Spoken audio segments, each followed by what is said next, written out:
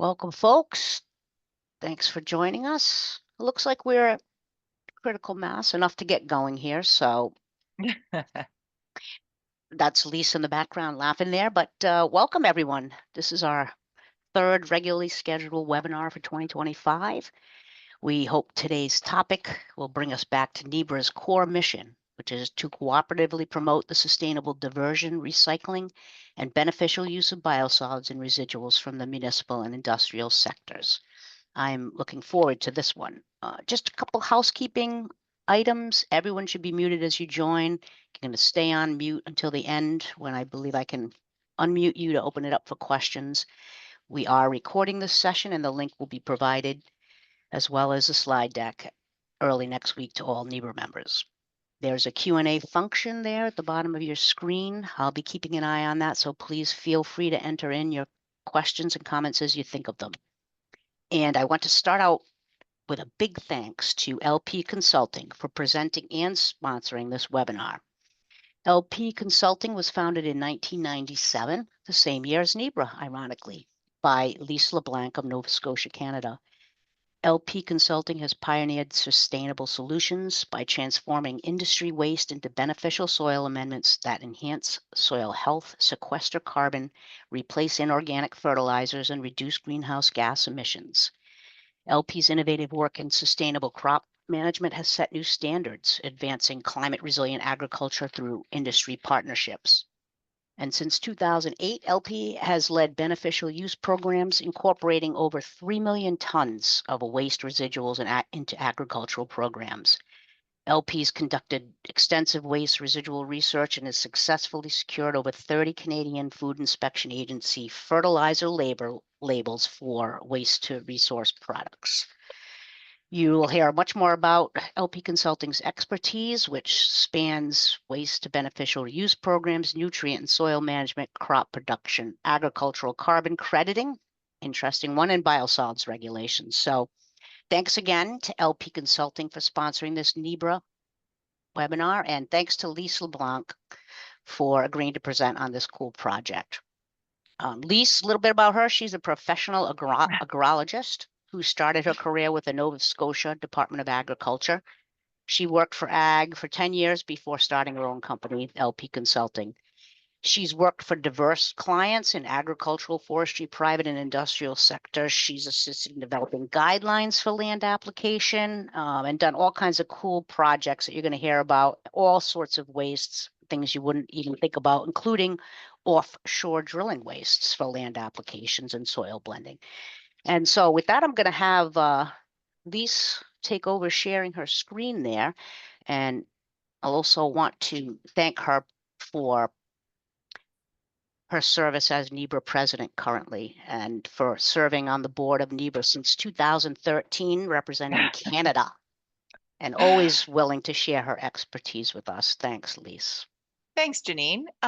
Can you see my PowerPoint presentation? Yes, I can. Excellent. Wow, thanks for that wonderful introduction. And thank you, everybody, for attending this Lunch and Learn.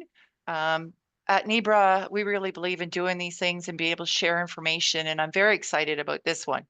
The original title was the New Brunswick program, which is amazing. But as I was putting that together, I thought, well, there's this program PI and this program in Nova Scotia. Let's talk about them all because they are having a serious impact on encouraging agriculture to partner up with industry. So I've changed my title to From Waste to Worth, Industry's Role in Building Sustainable Agriculture Through Industry Byproducts. So why are we here today? I'm going to ask you, what if your company could reduce waste and operational cost and become a climate solution? Okay, so my thing's not moving.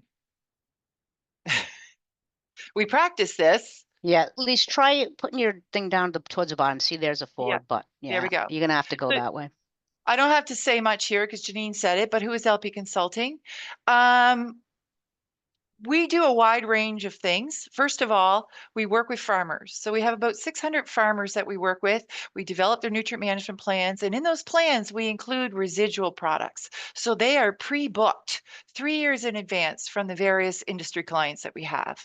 We also work with them on research and other things, which is really key to building trust. So if we tell them that a biosolid or a wood ash is going to work on their field for these reasons, they say, okay, sign me up. And that's really important.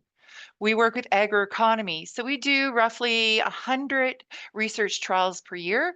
This could be research in particular crops, or say for Mosaic on fertilizers, or with Bayer on fungicides. But we also do a lot of research for our industry clients because proof is in the pudding. And we're not about industry clients either paying for farmers to take the product, or paying for the trucking, or paying for the application, because to us, that's not sustainable.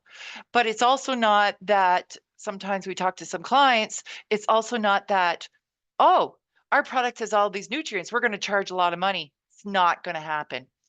As a matter of fact, I just talked to a client yesterday and they're like, well, we should be charging this much money, Lise, because if they bought lime and they bought this, that's more than what we're charging. But the key is they're not buying the lime or the fertilizer. So if they're not already buying it, that's not really your biggest selling point. So it's a balance that farmers can utilize these products in an economical way, but that farmers pay something for it, and definitely pay for their own trucking and application. And outside of our work that we do here, when I go to other provinces or other states, most of the programs are on giving it to the farmer, or farmer paying a very small fee. And that's not sustainable. It's not sustainable to the companies, the industrial companies. And it's all in how you promote it. It's how you do demonstrations. It's with industry, developing a relationship with agricultural people. It's being involved in the research. It's bringing in environment so that environment and agriculture also promote you. And I'm going to go through this and show you that's exactly what can happen. So underneath for industry, I just talked about that, is we turn residuals into renewable resources. So this is one of our research trials. You have wood ash, wallboard gypsum. Then we have blends with these products, and the dark one on the end is grits and dregs from pulp and paper. Okay. See down here. Okay. And the latest project that we've been working for the past 2.5 years on, which really comes into play in farmers utilizing residuals on their land, is our carbon cropping program. We saw the agriculture carbon programs out there. They work okay, but there's a lot of gray area where you're not getting premium carbon credits because it's not built on recommendations. It's not necessarily validated, and it's not verified. So what we got is a lot of greenwashing out there, and that's causing very cheap credits. So our program is currently in getting ISO aligned. So once we get our ISO alignment, we're going to move ahead. And we also got government funding to do some farms in our local area and put them through the whole process. So we're pretty excited about that. This program can make a big difference between agriculture and industry and using waste resources. So let's just talk about the two key drivers here. First of all, we have an agricultural soil crisis. The foundation of food production is under serious strain. Decades of underinvestment in our soil health had led to this widespread crisis, which is a food security risk.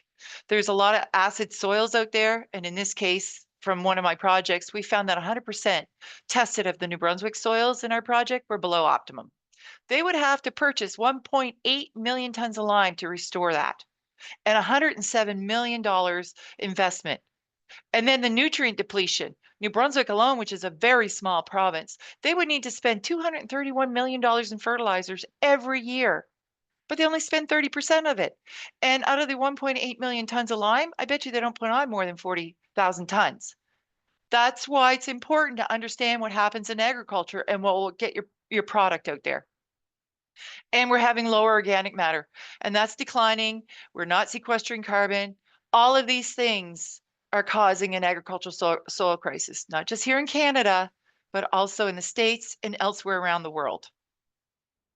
What's your industrial waste challenge? Two main things. I mean, there's multiple things, but the two key things is rising disposal cost. We're getting stricter regulations, as we've seen from PFAS and other things. Strained infrastructure is driving up the cost of your byproducts disposal, increasing pressure on you. And secondly, limited landfill space. So when these regulations come in place and all of a sudden you can't land apply anymore and it has to go to the landfill, our landfill capacity is shrinking. And I don't think that the Departments of Environment or whatever government agency is disallowing the application of certain amendments on ag land, what that means to the landfill space. And the more you put in the landfill, the more you have methane release and bigger issues. So it's really important that we continue to try to educate them. So how are we going to connect all these dots? This is what we call the circular economy in action. And we are seeing this alive and well here.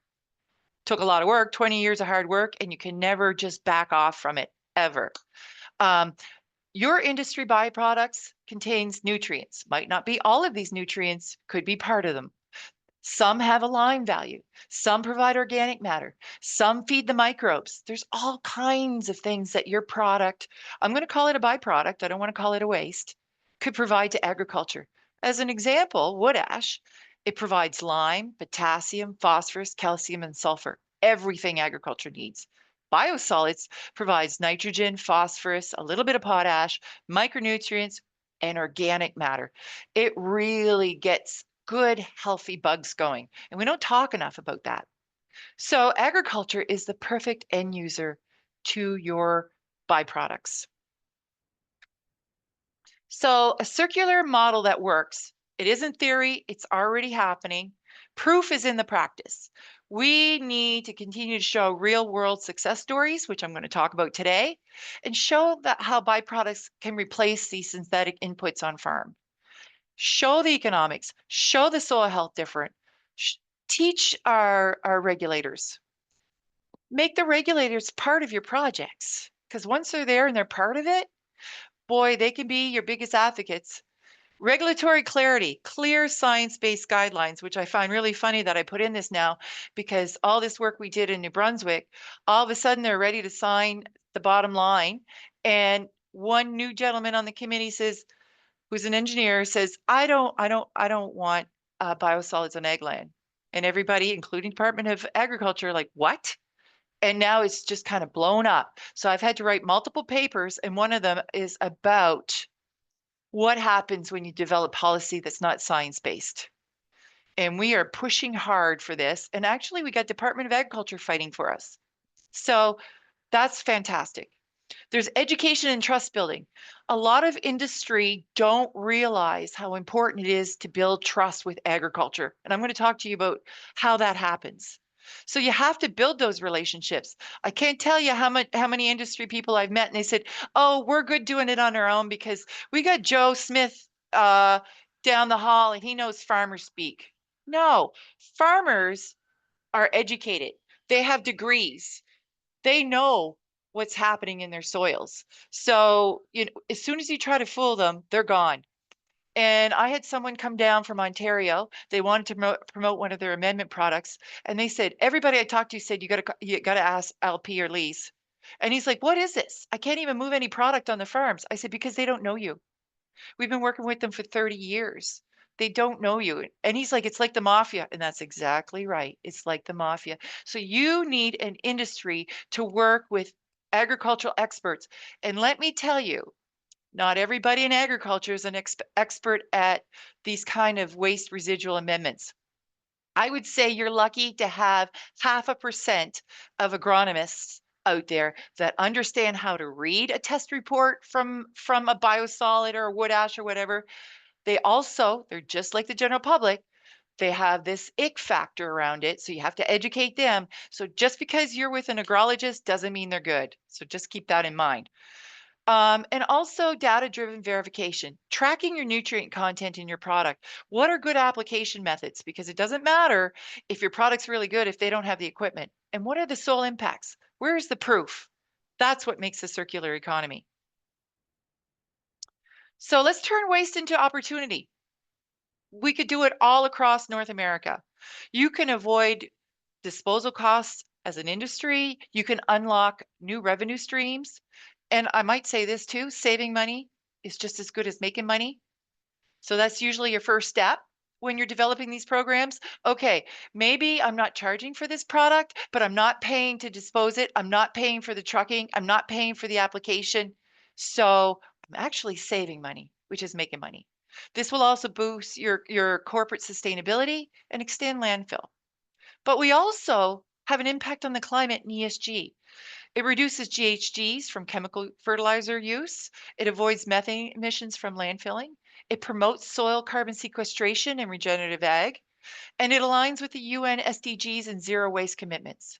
Using waste in agriculture, and I said waste, I don't want to say waste, byproduct, aligns with zero waste commitments. And for agriculture, huge benefits. We've already proven it. We've already worked with their bottom line, their cost inputs or net profits, because we got to be able to talk about net profits.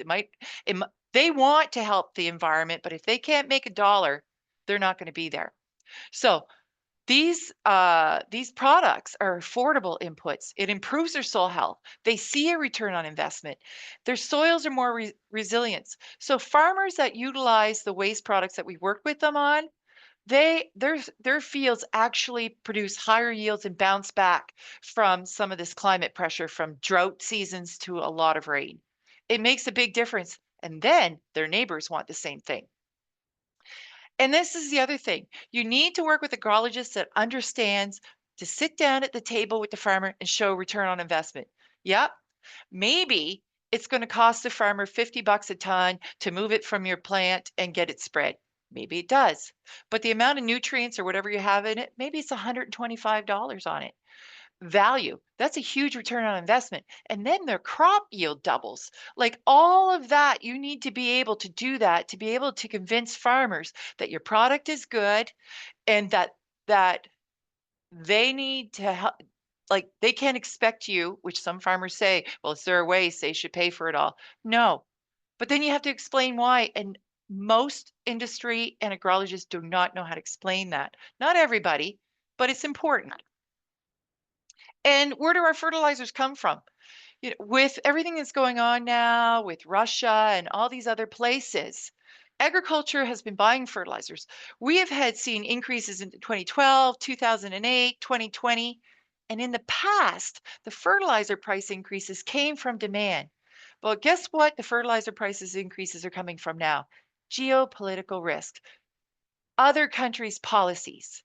So if your nitrogen is mainly coming from China and India, the US, then Russia, phosphorus is coming from China and Morocco first, then the US. Potassium, although Canada is the largest reserve, Russia is the #1 producer, followed by Belarus and China. None of these countries are really friends of the US and Canada. So with tariffs added on everything else, it's just the time that farmers are looking for an alternative. And when we tell them, okay, so this year the price of fertilizers went up by this amount, so now your biosolid product went from a value to you of $125 to 210. Well, they book for years in advance. We have to change how we promote our waste products. All kinds of other things are impacting farms. Um, Desertification, climate change, poor soil health, our microbes aren't doing as well, and most of our residuals feed those microbes. There's money in that because, you know, you look at big chemical companies, they are producing what we call bugs in a jug. They see the big money. But you know what? That's not the way to have it. The way to have it is to put your residual on that ag line and feed the microbes that are natural there. And we have actually proven it, which I'll show you. And again, there's carbon opportunities now. Yes, is it chaotic? Yes. Is there greenwashing? Yes. Does on the volunteer market, do people, can you trust in everything? No. But it's a wild west right now, but they're starting to develop these regulations, and we want to be there and be part of that. So we call it carbon cropping. Everybody wins. So that's a bit of an introduction. I want to talk about some of these projects that we've been doing, that we've worked with industry, we work with government, and we work with agriculture. And one of the very first ones was with New Brunswick. They wanted to fund us to do a project that will support soil productivity and sustainability. And the minister came out and said, I'm pleased that work will be done to identify waste materials that can improve the productivity of our soils at a potentially lower cost than some other products currently available. Where do you hear government ministers saying, I am pleased we're going to find waste in our province to be able to apply? Believe me, it took me back. So what was our outline back in 21? It was a 3-year project. We wanted to see New Brunswick's soil health status. How do you know how you're going to improve unless you know what's there? And a lot of provinces and states, they think they know the soil health status, but they really don't because they haven't looked at hundreds of thousands of soil samples. Then we had to identify opportunities and sources. And because we had, I got to pick up the pace a little bit here. Because we had environment on our committee, they gave me all the contacts of every single company that had an approval to manage waste. So we were able to contact them all. And then after we sampled all the waste products, we submitted to each industry generator a report on their product. Do they meet what their local farmers require? Do they need a different approval process? Like everything to get them started. In year 2, we looked at logistics, the availability, how it could be coordinated to farms between each industry. We looked at the return on investment because that's definitely important to market it. We looked at the status of regulatory approvals. And through that status, we determined that the New Brunswick regulatory guidelines were a huge barrier. So guess what? We helped them rewrite it. We developed fact sheets for Department of Agriculture to hand out to farmers on how to utilize these waste materials. And also I helped them to identify potential cost sharing opportunities. And then the 3rd year, we put on about 14 workshops across New Brunswick to educate farmers on this project, on the waste residuals, and to dispel all these misconceptions they have. But not only them, Department of Agriculture and Department of Environment insisted their staff attend so their staff would be educated so we could all be on the same page. I know it's hard to believe. I'm going to skip a little bit through this. The reason why the pressure came was that idle and poor land, which I talked about, that New Brunswick and actually along the whole eastern seaboard, right up into Canada, all the way down through the States, at a disadvantage because we have non-calcareous soils, we have acid rain and high rainfall. So it's not just New Brunswick. Oh, the other thing too is they saw that we were moving all kinds of wood ash and other residuals out of New Brunswick all the way down to Nova Scotia. The New Brunswick farmers weren't participating because guess why? Agriculture, environment, lime dealers were all saying negative things, but our farmers knew different. So they gave up over a few years, $25 million essentially of free fertilizer. Boy, that certainly knocked them back a step. Negative perception on residuals. My God, I had some government employees tell farmers that if they put wood ash on their property, that it would make their milk turn green. It's not even scientifically possible. I had our Nova Scotia Minister of Agriculture see one of my clients spread biosolids and wood ash on his farm. He said, "Oh no, you can't do that. Did you know that doing that, like in China, it killed all their agricultural fields?" Honestly, this is what you're dealing with. And the barriers of local regulations. So what did we find in New Brunswick? Well, we reviewed wood waste, biosolids, compost, fish, shellfish, food processing, lime waste, and other. Contacted over 200 generators. Out of our conversations with them, we determined 50 companies could provide good product to agriculture. We tested 58 residuals, and we determined, based on nutrient content and lime, didn't even include the organic matter, which is huge, that these products provided $0 to $465 per ton value. That's huge. So I talked to you about year 1. I don't want to run out of time. We identified the potential resources. We did the proper lab analysis. This is another issue. You have to understand what's the right lab analysis to look at your product value. Sometimes I'll have a potential client reach out and say, oh, we've already done all the testing. We got this engineering company test for us, but the testing was all wrong. The testing was really about leachate. Like if you send it to the landfill, what is the leachate potential? That is not the correct test at all for us to determine the value. So you have to do the right lab analysis. Is your product good for your local ag market? If you have to truck your product 500 kilometers or miles away, it's not going to work. Can the product be used under provincial or state regulations, or does it need a fertilizer? And what are the opportunities to connect industry and ag to start to build those relationships and trust? So these are kind of the ranges for each of these products. The biosolids alone was ranged from 47 cents to $44 a ton. Biosolid compost range from 41 to 110. Other things like fertilizer and liming, that would be, say, a wood ash, $37 to $319 a ton value. That $319 a ton value, that is really easy to market if you market it in the right way.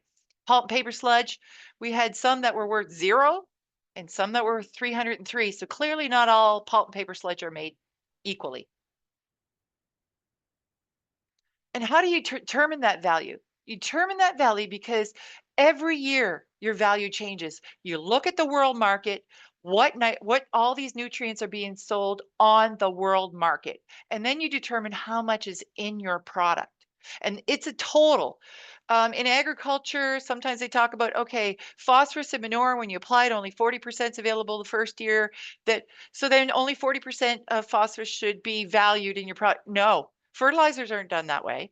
Fertilizers are done by total, and fertilizer phosphorus are also tied up. So we did a lot of research on that, and really we have to look at the total nutrient content within your product to look at real value. So this is just an example of one of the generator ag program. So every single industry, company, facility, we sampled and we wrote them a report. And we met with them to discuss their opportunities and their challenges. Also, in this case, I'm not sure what this, maybe wood ash, we put where they were all located because the departments wanted to know. So here's another example for wood ash. These are all the wood ash locations. So of course you'd be looking at the area surrounding it, like within 100 kilometers, 150 kilometers within that area, because trucking is what is the big killer residuals, right?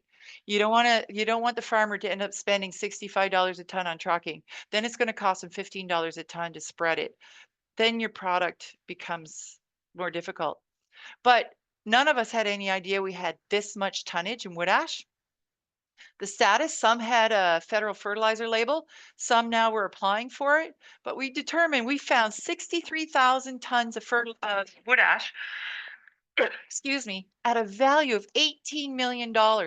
$18 million that's just been either landfilled or stuck on the back of their own pulp and paper mill or whatever landfill. $18 million. That should be used on agriculture. So in total, we found $77 million worth. Excuse me just a moment, please. Of fertilizers. The agricultural fertilizer guys, they brought $78 million of inorganic fertilizers in. Oh, goodness. So we found 315,000 tons of product that we didn't know we had. Out of that, that's high value product, 51 million. If we looked at product that had residuals that had a value below 70, I am so sorry. I don't know why. I need a lifesaver. Hannah, if you could bring me something to suck on, that'd be great because I know you're listening to this. That's another 26 million for $77 million of this small province of residuals that would make an impact on agriculture, but then also make an impact on industry. Oh, here she comes. Oh, thank you. So the other exciting thing is they wanted us to develop fact sheets. Why are these products good? How do we use them in agriculture? It's on their website. It's being distributed. This is very new and different with government in the States or in Canada. Then they also wanted us to put a practical guide to using that. So, for instance, to offset fertilizer, what about the compost? Each of these different industry people, how much would you need for each of them? What about the fish waste? What about the pulp and paper sludge? How much do you need to apply? 5 ton to the acre, and that's what you're putting on. Because if farmers don't know how to use it, they're not going to use it. And the real world example, so the benefits to agriculture, we displaced fertilizer and lime. We found $77 million worth. We also found 125,000 tons of organic matter to put back into the soils. Therefore, we increased soil health, we increased crop yields and quality, we increased the net profits, we increased carbon sequestration, we decreased greenhouse gas emissions, and now we have potential premium carbon credits. For industry, potential savings in landfill fees, about 28 million, longer landfill life, a potential selling value from 3 to 6 million, a climate partner PR. It's helping this industry achieve their net zero waste strategies, increase potential jobs for tourism, better managed fields, more beautiful landscape, and also potential premium carbon credits. And for the trucking industry, we potentially increase 6.3 million for this trucking in the trucking industry and increase jobs. So everybody wins. And here's an example of giving the soil health, the residual education programs to farmers, agriculture, environment. And we determined that we needed to reduce the barriers in order to use sustainable resources, which are your products. And we needed science to support regulatory numbers. I know for a while, I probably spent 3 months educating our environment, departments of environment, because they knew the CCME guidelines. But CCME is for compost, wood ash, biosolids, things like that. They're not compost. It's a whole different situation. So we finally got them on to CFIA. And how about developing a process to evaluate land application regulations? You don't put a regulation in place and keep it the same way for 20 years. And revise the regulations as new data becomes available. And we highly recommend that if a waste product is proven to be safe and benefit soil health, it should not be allowed to be landfilled, even if the company has their own. So therefore, there should be programs in place to support industry and to support farmers to make this happen. Another project that we did. This is with Irving Black Lime. We call it Black Lime. We got a fertilizer label from our federal government. It's the grits and dregs. You can see her foot in it. We learned a lot. It was a 3-year project. Irving, they really want to move towards net zero. So they had wood ash. So we developed a program for them. They had waste lime. We developed a program for them. Then they're like, okay, now we have all these grits and dregs that are coming out of our paper process. We want to know if this is good for agriculture too. So we did a 3-year project. We did it on 4 fields. We used real farming equipment, not small plots. We learned a lot, like it's pretty sticky. So we learned what kind of application equipment we needed. We also learned from this 3-year study that there's a yield response from using wood ash, the grits and dregs, the lime grits, and the blended byproducts. They all out yielded your regular chemical fertilizers. The farmers that we did these trials on are buying thousands of tons now because they actually saw it work and they're telling their neighbors. The return on investment was much higher using these industrial waste products, which resulted in a higher net farm profit. All the products had a significant fertilizer and lime value, and the grits and dregs had the highest return on investment. So for Irving, did they pay to have this research done? Yes. Did they pay to have it done by a third party? Yes, that was us. But that also made the data more acceptable when it's not by the company. And it was done by real farmers. And we ensured we include Department of Environment all the way along. So by the time it was finished, Department of Environment is all on board because they've been on and they've seen it work. Another project we did was compost, evaluating Nova Scotia compost for agricultural market. As you know, there's different types of compost. There's source separated organic, there's biosolid compost, there's other types. So they wanted to see why there's such a low demand for compost in the ag industry. One, perceived low fertilizer value because the wrong test was being done, which we determined on this. Potential contaminants, they're worried about knives and forks and stuff like that. Product inconsistency, they were worried about equipment and labor costs. Is this all true? Is this really true about compost? So this was another 3-year project, and we set out to answer this question. We did all kinds of data collection. Here's an example of microbial testing. The more you get a thong, the more impact you've had on good, healthy microbial populations and fed them to grow. So you can see over here, this was fertilizer. You could see the underwear on my truck. Fertilizer, you didn't really have anything eaten up, but with the compost you did. And that's exactly what we want. We want to prove it. We did other things. We took yields, we took feed quality, grain quality. We did all those things to prove, because there are naysayers about utilizing waste products, to prove that they're not right and to prove to farmers that this is an area that they should be putting money in.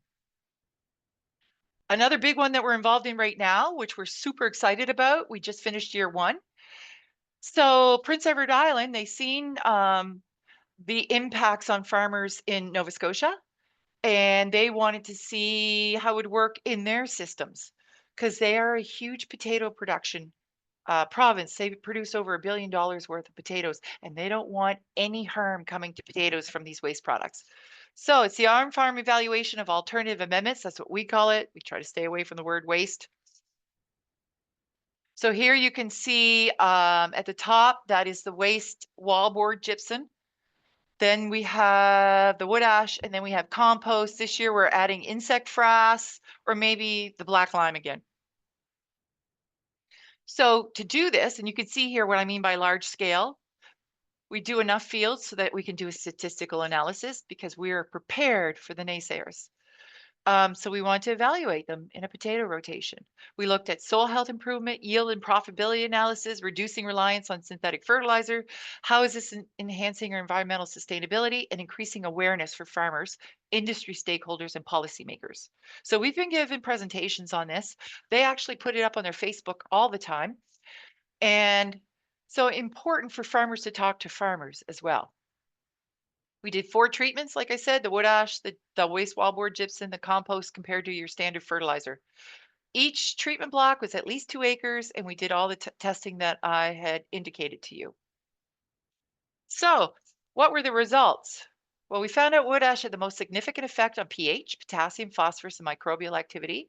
Wallboard gypsum improved calcium and magnesium levels and increased soil microbial activity.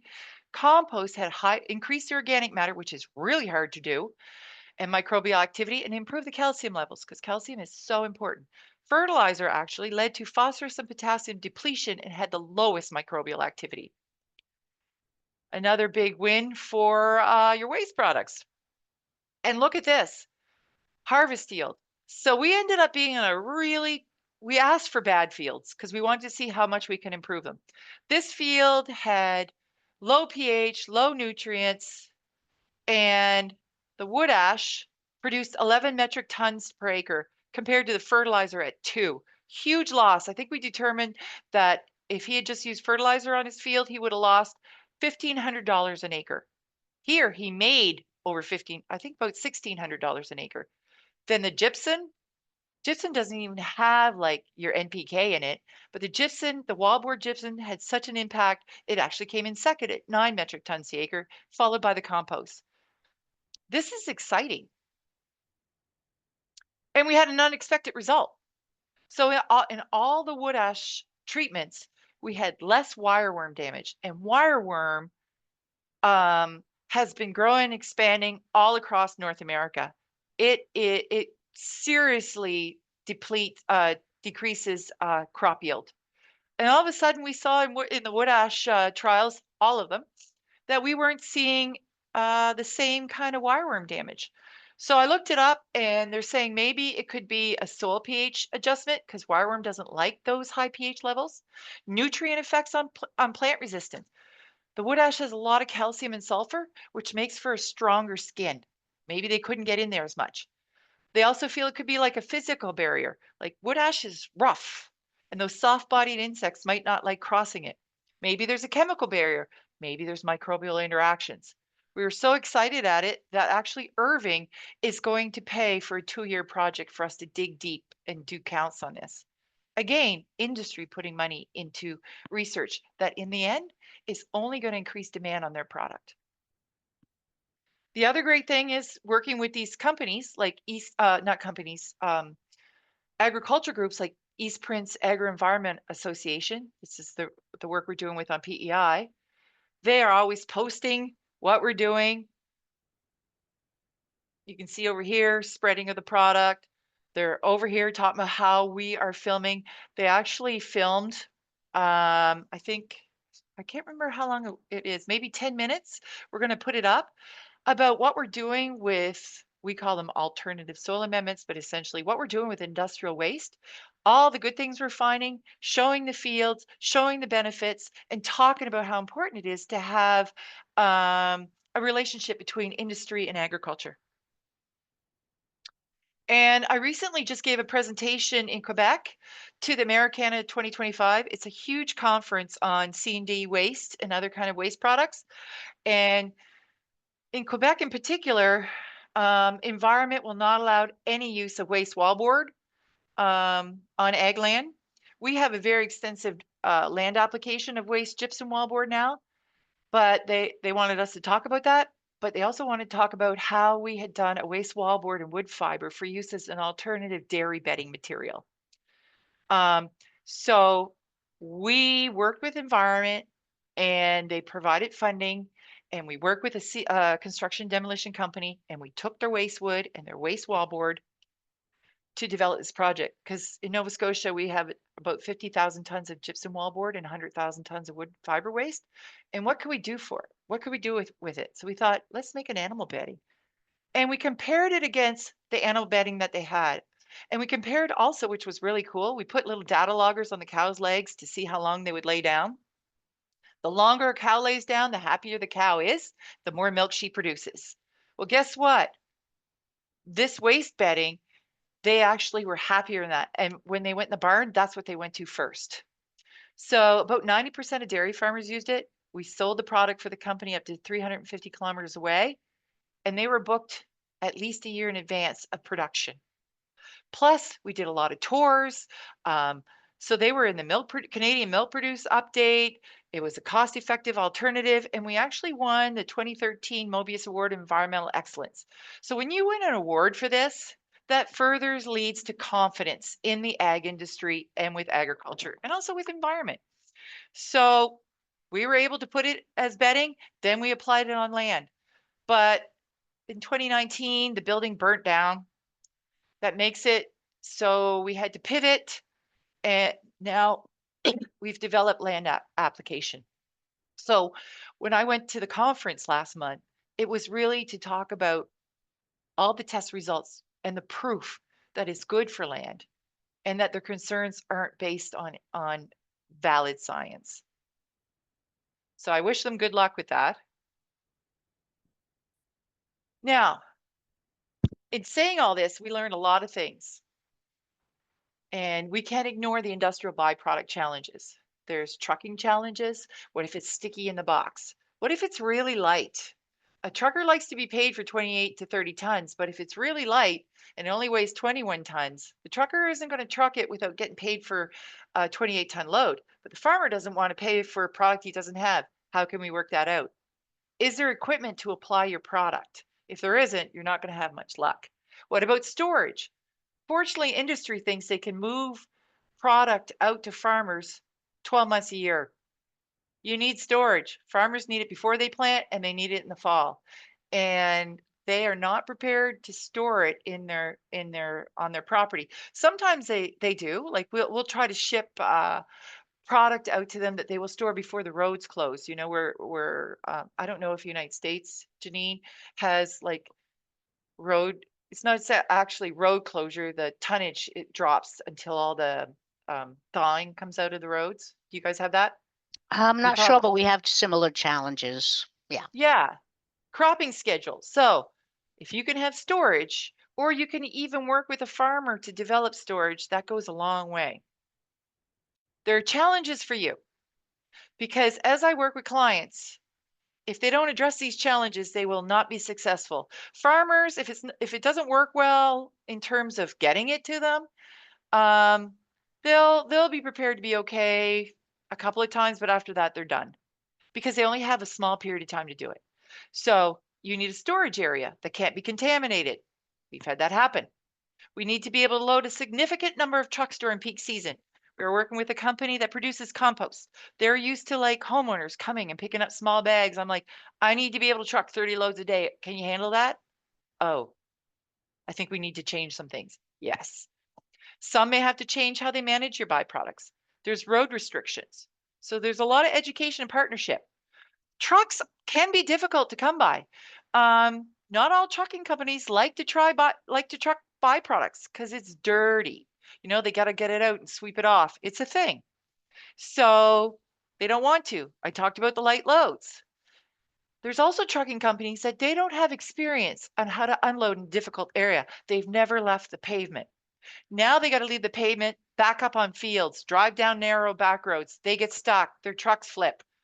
The farmers get tired of it. Sometimes the farmers try to convince the truck to go where they shouldn't. So the truckers need to know what they need to do. So there's issues. Like we might be able to have it all sold, but we can't find trucks. And trucking companies also have the problem with an aging population. Therefore, they might have all the trucks we need, but they don't have the truckers because they've all retired.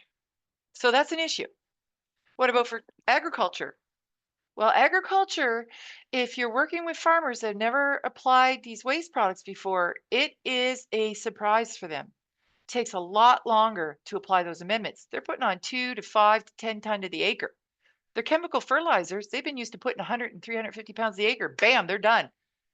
They have to change how they do things. So they have to plan ahead, road closures, weather, when the product's available. They have to ensure they have the correct spreading equipment. And if it's a byproduct, they have to understand so that there could be issues. We talk to them about it's not always going to be perfect because industry didn't actually make it for you. So, but it depends what those issues are. We tell farmers they have to be patient. You know, once farmers get to see how great this works, everybody wants on it. So right now on all our residuals, there's a long-term waiting list. They have to be patient. Generators don't make this on demand. They have to understand return on investment. And they also have to understand that they will get negative feedback from maybe some ag service providers or government. Like you're competing against fertilizer. So the chemical companies are not going to be happy about this unless you find some way that they become a partner, which we've done. So we want to strengthen industry and agriculture partnerships. I talk about this at so many conferences everywhere, but it's still not really happening. And that is going to be key to move forward successfully. You know, we're turning waste into a value product. You want to make sure your waste is a high value farm input. You want to share the economic incentives. You know, like originally when I was first getting into this, I gave a presentation to like 500 farmers and they were like, well, it's their waste. They should pay us. They should give it to us. And I said, that's not sustainable. If they pay you to take it over the long term, they're going to look for alternatives because the industry wants better value. But on the flip side, sometimes what happens is the industry, they've been working with agriculture for a while. We have a long-term waiting list. They get a little cocky. They're like, they need us, Lise. They need us. Let's jack the price up. They need us. You know what? They don't. Well, they do, but they don't think they do. So if you jack the price up too much, what they'll do is say, never mind, I don't want it. And then that puts you on your back foot because now it's going to cost you to truck it to the landfill. And when you come back to the farmer with your hand out saying, well, we'll go back, they know they've got you. Then they'll push you to pay. So very important that these kind of political, human nature things are at play. So you don't want to ruin your program. And if you start off paying for it, it's really hard to get them to start paying. So you have to think about these. Supply chain strategies. You could establish a supply channel to farmers. It could be through an ag service dealer. You could work with them. They have the trust of the community. They could say, yeah, you should be putting on biosolids on these fields. Okay, where do I get it? So you leverage those networks to expand the distribution. Public and policy engagement. Work with the regulators, work with your local regulators, and find an ag partner that is highly respected and understands amendments. Alignment on climate and zero waste goals. Position both farming and your facility as climate solution partners, which promotes the circular economy, regenerative ag, and it advances ESG's, GHG, and sustainability goals. Like this is all really good. It's exactly what we're looking for. And agriculture and industry can make the biggest impact together. But make sure you have a collaborative approach. Pilot projects. Yes. Is it going to cost you some money? Yes. But is it going to be a huge benefit down the road? Absolutely. Because you are fostering trust through data, transparency, and dropping in there and saying hi. You're a real person. So, from a waste problem to a climate smart opportunity, industry holds the key to fueling sustainable food future. I absolutely believe that. And how can you get involved? I'm not, this is just a repetition. Assess your byproduct. What does it offer? Is it nutrient rich, lime rich, carbon rich? The marketing around that is all completely different.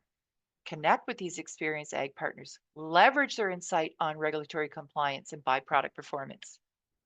R&D and demonstration products. Number one to get it out there.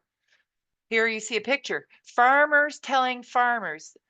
I put this on and I got a huge bump in my yield. I wouldn't be able to farm without it. Boy, you can bet the next day we get a lot of calls from farmers saying, I want that too.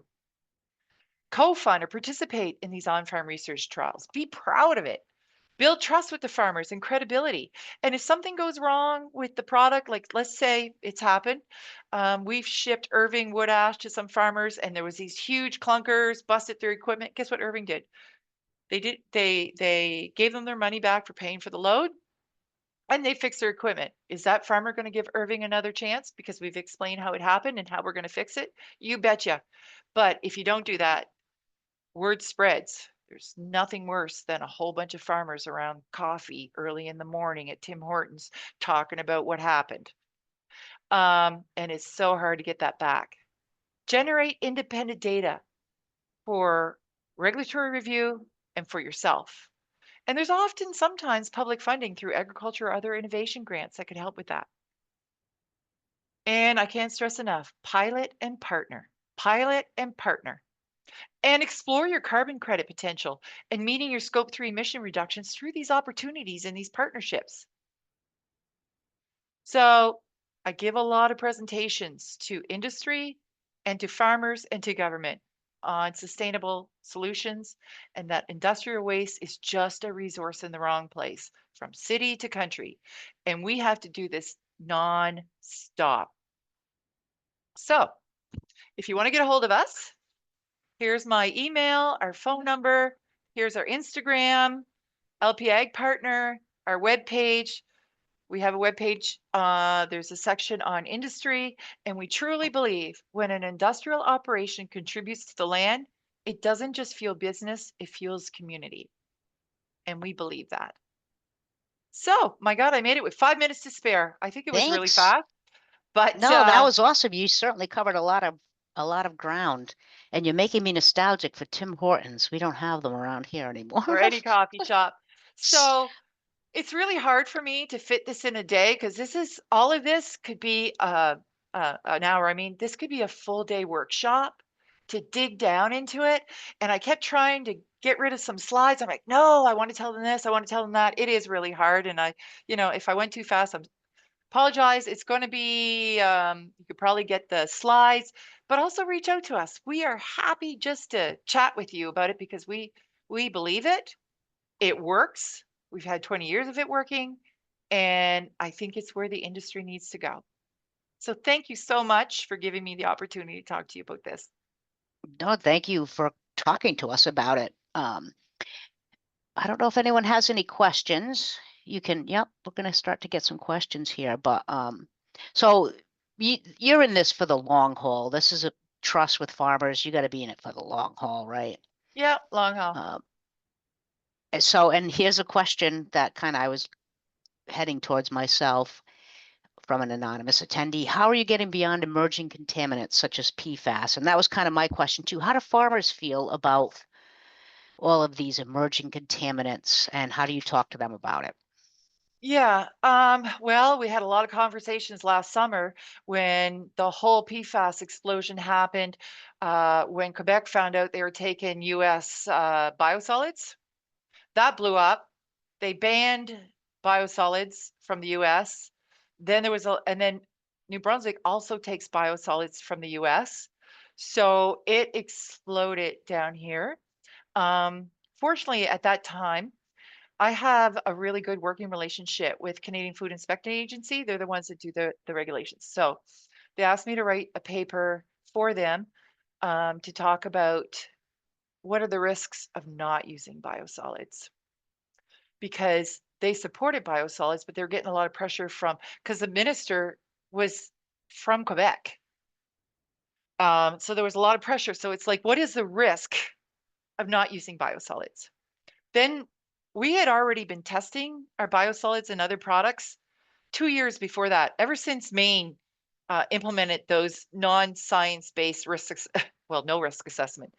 So I just thought, oh, let's keep ahead of this and let's test the product. And if it is an issue, let's start dealing with it now before it blows up, because it will blow up.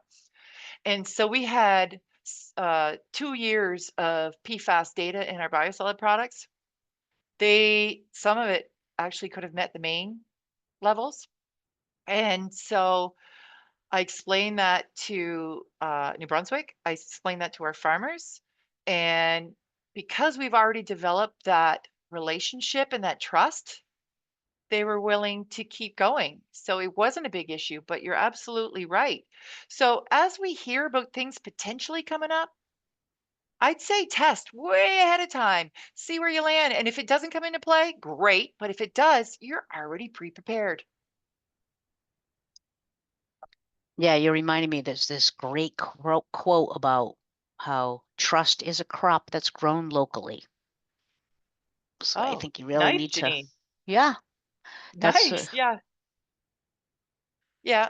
And because you've been doing all this work with government, including government in this research work with industrial waste, they also were more willing to trust in the yeah. data and the information. Another question here is Okay. probably going to be the last one, Lisa, but would you be willing to share the paper you wrote with your sampling data um, for this group? I can send it Yep. out along with the Yep. slide deck. All right. I can also pull out some of the information that I just recently wrote for New Brunswick for that one gentleman that's trying to now ban biosolids, because it's going to affect us all if that happens. Um, Oh, I yeah. could send out portions of that, like the part about why it's important to have science-driven policy. I mean, if anybody could use that in their back pocket, that would be great. Yes. Again, thank you. Thank you for sharing all these resources and always being willing to share your knowledge, even when I call you Well, about some weird random residual that needs a home. well, that's all part, I got to tell you, that's all part of being part of NEBRA. And I've been part of NEBRA a long time. I'm very proud to be part of NEBRA. And you get what you put in. So if you're a member of NEBRA, but you don't reach out if you have an issue, or you don't reach out wondering if there's something going on, and then you say, well, I didn't get much out of it. It's because you didn't, it's there. So use us. We've got a lot of experience, good and bad, that we can share with our NEBRA members, and also we can connect our NEBRA members. That's part of a strong community, and NEBRA is just getting stronger because now we've included more residuals, because residuals is part of the word NEBRA. And so we have a whole area in our webpage, and we are going to grow that area because we want to be able to provide our members with all kinds of help and information. So reach out to Janine anytime you have any kind of question. Yes, please do. And so I just want to, we're out of time. I want to thank Lisa again so much. And thank you to everyone for attending today. I hope you found this very interesting and inspiring as well. I'll send out the slide deck and the recording and the other materials early next week. Thanks Janine, again to our consultant, our sponsor, LP Consulting. Yes, Lise. Could I mention something? If anybody has questions or you want more information on what was there, just send that to Janine. I can put all the questions together and the answers, and then she can send it out. Very good. All right. Thanks again for sponsoring it. And next month, we're going to lunch and learn about a cloud-based data management solution so you can own and manage your own biosolids and residuals data. So if there's something Excellent. you want to lunch and learn about, as always, please send me an email. I'm always looking for something to topics for these. So thanks again for attending today. Happy Friday, everyone. Have a great weekend. Thank you, everybody. See you later.